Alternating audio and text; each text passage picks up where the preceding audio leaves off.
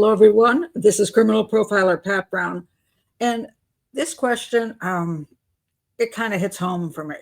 Dear profiler Pat, what do I do with my pet if I can't care for it? And this is, there's different situations in which you no longer feel you can care for that pet. It could be because you're moving to a location you cannot bring the cat with, not the cat, the pet with you. It could be that your lifestyle where you're at makes it difficult for you to be a proper caretaker for that pet. And also possibilities that you're ill, and because you're ill or even dying, that you feel like you cannot care for the pet or you're not going to be around to care for the pet. So those are a number of different situations. I'm going to address all of them. So if you're new to the channel, please do like and subscribe. Check my playlist. And if you want me to answer one of your questions, do send it to profilerpatbrown@gmail.com, and in the subject line put Dear Profiler Pat. Okay, so I got this email in, and one of the reasons I got this email from this particular person is because I own, that's a terrible word to use. This is my feral cat, who I've been feeding for a year and a half, and you can see it's on the carpet because it's in my bedroom. And I spent a year and a half working it from the cat door. After my cat Ziggy died, I still had the cat door, and I put out some food for my daughter's cat next door, and I saw this cat in there eating it instead. And then I realized it was a feral cat, and I fed it a little bit more. And then I started moving the bowl further and further from the cat door until now the cat, after a year and a half, comes into my bedroom at night, sits down on the floor. I get out of bed and sit next to it. He licks food off my hand, and then I hold the bowl in my lap, and he'll come and step in my lap and eat food. Still won't let me touch him, but he's gotten that far. And so I have a feral cat I'm caring for, but I have a somewhat of a similar problem as the letter writer. And I'll get into all the different variations of the issues. Dear Profiler Pat, all right, she sent me a picture of her feral kitties. Okay, this is the colony of 3 stray/feral cats that I feed. The 2 girls have been through trap and release, and the boy is too fast for me. I put food and water out a couple times a day, and they come running when they hear the kibble hit the bowl. The problem is that I'm in the early stages of a local move and don't know what to do about these babies. My pug wouldn't allow us to keep them, even if they wanted to be kept, though one sleeps in our basement during periods of snow or rain. What would be the kind thing to do? Just leave them to fend for themselves? Attempt to relocate them to the new neighborhood? I want to do what's best for these 3. Thanks in advance for your thoughts. Oh, this is such a difficult thing, because if you're moving away and you cannot take the pet or your feral cat with you, what do you do?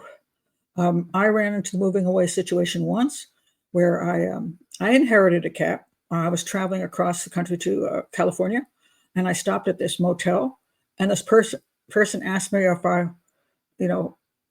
would help this cat, and because it was like a stray cat. And I said, okay. And they threw it in my car. And then they came back and threw food in the car and a whole bunch of other stuff. I'm like, wait a minute.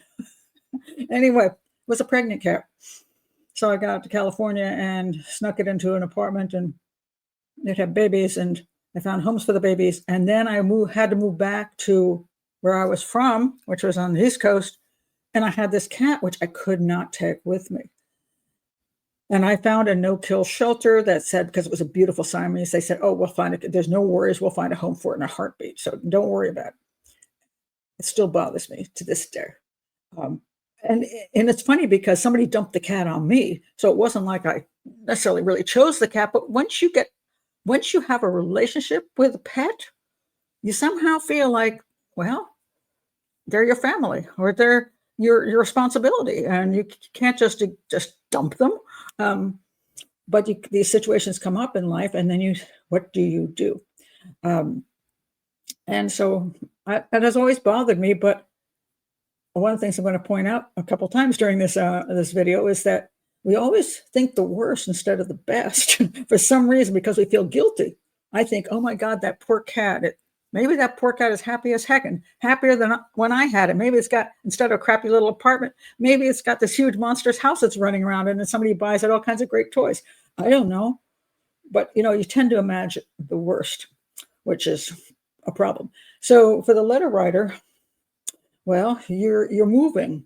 What do you do with a feral cat? And you're saying stray slash feral. There is a difference. Mine is a 100% true feral. Doesn't meow, doesn't let me touch him. I mean, it's been, I say, a year and a half. Acts very feral, except that I managed to get him to stand on my lap, which is pretty amazing. But a stray cat usually is a cat that's been dumped but has had a human contact, so they're easier to then draw into your house and make it a home. But we've got these three cats that you've cared for, so you're feeling they're depending on you, and therefore you must feed them. Well, yes and no. Yes, you have set up. How long have you been doing this? Let's see. A colony of three cats. I don't know how long you've been doing this, but are they appreciating the food? Of course they are. And the dry place to hide, I guess, when they can? Sure. But where were they before this all happened? And this is something we often forget when we're talking about feral animals, that they did survive. Well, maybe they didn't. Some of them didn't make it, but that's the way things go. I mean, some house cats don't make it either. They get sick, they get diabetes, they die. So animals do eventually die, just like humans. So, and you don't know how old the animals are when you're taking in feeding an animal like that. I don't know how old my feral cat is. I don't know if he's 3 years old or 10. No clue. But where was he before I started feeding him? Well, I live in an area that has farm area. He could be in barns. He could be, I don't know where he's at. We got probably lots of mice and rats in the area. So he might be eating pretty well, because when he first started feeding at my house, he didn't look that skinny. So I'm thinking he did okay. And there are days every once in a while he doesn't show up, and I wonder what happened to him. And the next day he strolls in. So I'm guessing he probably can find food and shelter. And sometimes in the coldest of days, dead of winter, he'll eat and he will leave immediately. I've had some times where he'll actually lay down for like 30 minutes or an hour and go to sleep in my house, but then he leaves. I'm like, you're an idiot. I'm the only one in this house. I'm closing my bedroom door. You can just stay out there in the whole living room, dining area. I've got a cat bed and everything. Just hang out for the night, why are you going back out? Isn't that stupid? Why do you want to go outside in the freezing cold when you could stay inside, or in the pouring rain? But sometimes he does, because he's feral. So I guess I would say to you, the neighborhood that you are feeding the feral cats in is their neighborhood. That's the place they have lived. And when they find that there's no food available anymore, they will probably continue to live the way they lived before you gave them the food. And I know some people who are super into feeding feral cats will say, oh no, they're going to die and all this stuff. But they did survive before. And yeah, they like easier stuff. They enjoy that. Maybe sometimes they are hungry and they appreciate getting it, but they're feral. And bringing them to a new neighborhood, I think, is a bad idea, because you're releasing them, and they're not necessarily going to stay and come to your house just because you're feeding them. They may just disappear because I don't know where the heck they are. Just run off into nowhere. Well, at least now they know where they're at. They have their life outside of you're feeding them. So I would think that is a safer place for them to remain, unless you're literally going to capture them, put them in a house, but you say you can't do that. So I would say, let them live where they are and have good thoughts. When you leave, say, I helped them out for a while. I gave them extra food and gave them an easier time for a period of time. And all of us have ups and downs in life as humans. And sometimes we'll run into a period of time where our lives are smoother and people are more helpful and we have more happiness. And then things go downhill. But we should appreciate the times we have that are good, and we can't expect them to stay forever. And then who knows, somebody else in that neighborhood may take up feeding them, and then you'll be sitting there worried about they're not eating, and somebody else is feeding them a ton of food, and you're like, wait a minute, I shouldn't have been worried. But because, again, we don't know what's happening, we tend to feel very uncomfortable about that. Now, my feral cat, just to let you know, I'm going to Hawaii for 3 months, starting in December of this year, December 31st. I'm staying through March 25th.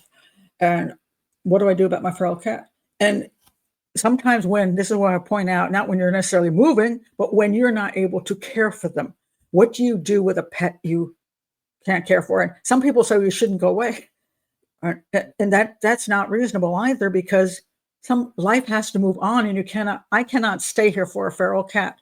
I cannot stay for the next 10 years in my house for a feral cat.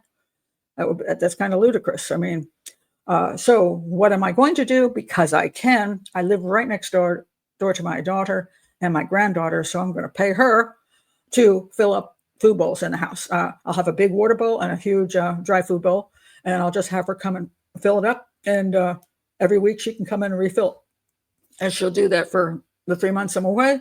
And either he will keep coming and eating the food, even though I'm not there, and he's not going to be sitting on my lap, and he's not going to be licking food off my hand. He might be thrilled that the big monster isn't even there. It's like, oh, happy day. I don't have to deal with her. While I'm imagining he might miss me, he might not. So sometimes we imagine human ways that we think, oh, like the animal's like a human. Not necessarily so.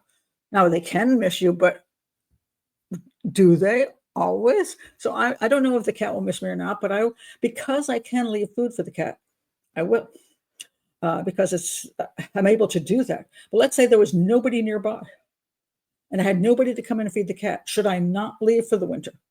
Should I stay home because of the cat? And I would say no. At that point, I have to shut the cat door and say, sorry, dude, you're on your own again. And when I return in 3 months, I'll put the food back out. And if you show up, you show up. Now, that's for a feral. What about a non-feral? And I had an issue with this pet that I had, my bearded dragon. Now, the bearded dragon I inherited during COVID from a woman whose son loved that bearded dragon, had him for quite a while. But they're very tough to take care of because of the live bugs you have to feed them. It's a lot of work. And I think at a certain point, she was like, okay, we've enjoyed the bearded dragon, but it's just too much for us. She found a person who was willing to take the bearded dragon. She knew I love lizards, and my granddaughter was very excited too. So during COVID, I took the bearded dragon from her. Now, mind you, was the bearded dragon happier at my house than her house? Well, we'll never know. I don't know if the bearded dragon gave a crap that it was now at my house and not her house. I don't even know. I can imagine, oh yeah, now it loves me so much. Did it love me so much? I don't know. I mean, you pick the bearded dragon up and you pet it. Now, I had a green iguana once for 15 years, and I once had to put him in a pet store for a couple of weeks, I think, while I was staying with my mother-in-law, because I was in between places to live, and we were moving, and she wouldn't have it in her house, and they put it in this huge terrarium. And when I came back to pick the lizard up, they told me my lizard hadn't eaten much, and I'm like, oh my God. And so when I entered the room, which was a very long room, they opened up the cabinet from the other end of the room, and my iguana jumped out, ran past a bunch of people, and jumped into my arms. I was shocked. I'm like, oh my God, my iguana knows me. I mean, it was amazing. And so I loved that lizard. That was a great lizard. And almost every pet I've ever had, I've kept to the very, very end. Every cat has died in my house from old age. I had a pot-bellied pig I had for 20 years and died in my house of old age. So I'm not used to giving away pets or abandoning them or whatever you want to call it, except for that cat. And then came the bearded dragon issue. So I inherited this beautiful bearded dragon, and I raised dubia roaches, roach colonies, in order to feed this animal, because otherwise you're trying to always run and get crickets, and sometimes I didn't have them in the stores. It was just really hard to find. So I raised these dubia roaches, and I had hundreds of them. I really did a great job. I actually liked the dubia roaches and felt bad when I fed. They're big and you can pet them. I know you're done, but I thought they were cute. Anyway, and the lizard loved those dubia roaches. And so I kept the lizard for, I forgot how long it was, but as time went on, and it was getting to the point where I wanted to travel again, just like I want to go to Hawaii for 3 months. Who's going to take care of that bearded dragon for 3 months? Now, again, my granddaughter's next door, but she has to take care of all the dubia roaches, feed the dubia roaches, make sure the water's proper in the dubia roaches, be sure there's heating pads under the dubia roach colonies. Then she has to make sure that the lizard has proper lighting and sun lamps and water every day for 3 months. And I'm like, this is just, and she was, much as she thought the lizard was cute, she wasn't into it like, It was her lizard. She's just like, oh, it's cute. Come over. Oh, it's cute. Yeah. And I thought, I I I I have kind of gotten to the point where I'm ready to find the lizard another home. And I did. I took a long time to pick somebody, and I gave them whole piles of roaches, and the woman sent me pictures of the the um the tank that she had redone, and she showed me her son sitting there petting it because he really really wanted to. And then, a little while later, I said, "Hey, I got more pictures of what's happening," and she didn't respond. And then I started getting paranoid that the lizard had died, like when her dogs ate the lizard, or they got sick of it, or they didn't feed it properly, and uh, or they decided to give it away to somebody else. And now, instead of me giving it to a person I thought was good, they're going to give it to anybody.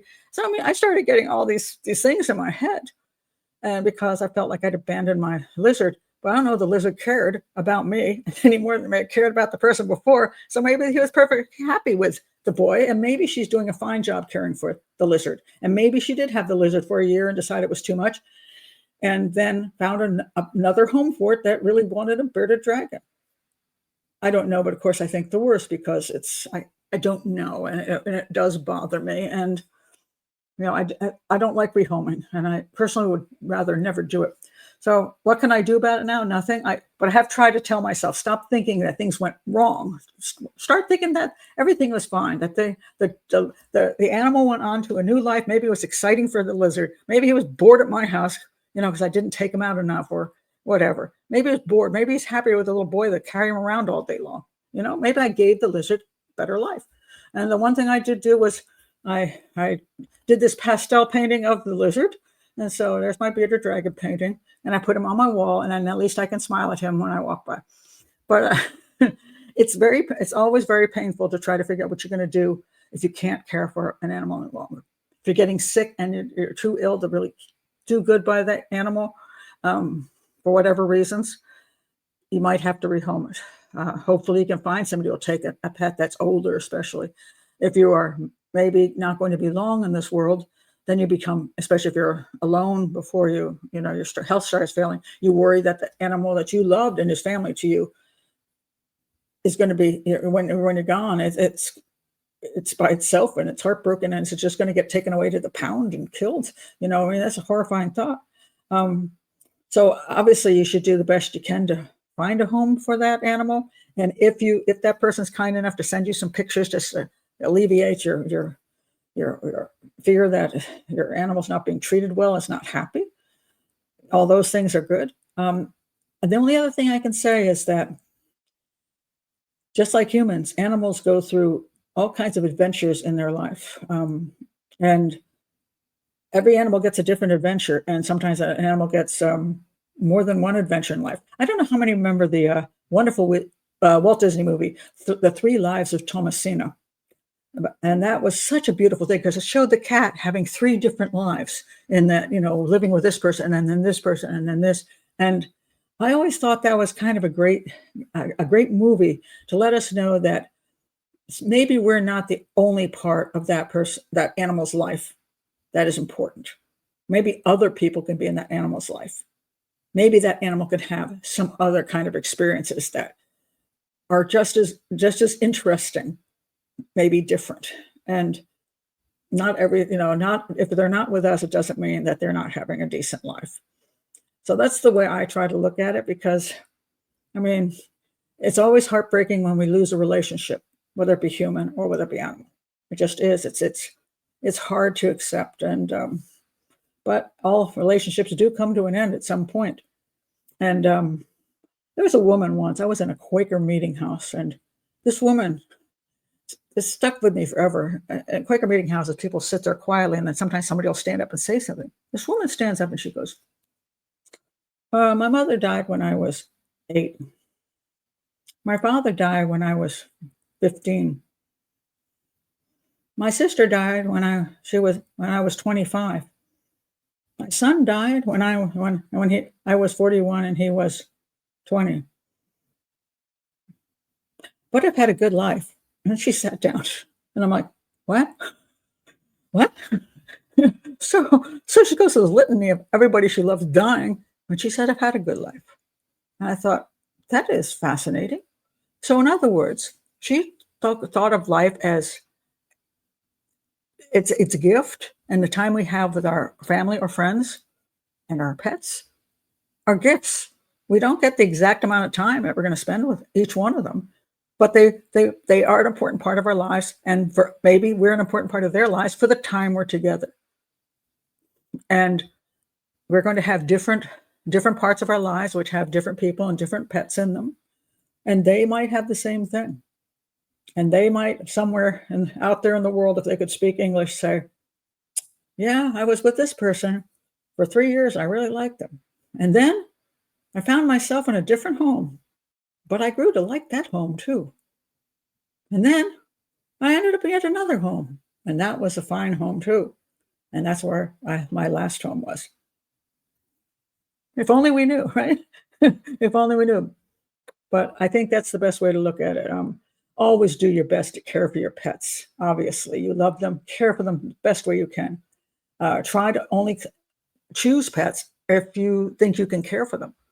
The reason I didn't get another pet after my cat died and after I rehomed the lizard was because I knew I was, for the next decade, I wanted to be able to leave the area during the winters. And maybe one day when I can't leave the area for the winters anymore, I'm going to go get myself another pet that is a 100% in the house pet. But this feral cat showed up. I'm like, well, whatever. At least I got a visitor. And so, yes, we've had a nice relationship for a year and a half, and it may continue after I return from Hawaii. But I have chosen not to get another pet specifically because I'm traveling. But you never know when life changes. You can plan this all really well that I'm going to get this pet because I'm going to be here, and all of a sudden you're not going to be there for some reason, and you can't, and you have to be home. There's nothing you can do about it. So always plan the best you can, choose wisely, know you're trying to give that animal the best home you can, and because you want to care for that animal. And then if one day it turns out that something changes, just do your best to find a new home. That's all you can really do. And then when that happens, try not to be, imagine the worst. Try to imagine that pet is off having a new and exciting life. Just you're not part of it at that moment. So those are my thoughts on that. Put your experiences below. And I know it's kind of just a difficult topic, but yes, put your experiences below. We'll all be glad to hear about them. All right, that's it. Thank you again for being here. If you're new to the channel, please do like and subscribe. Send me your questions. Bye.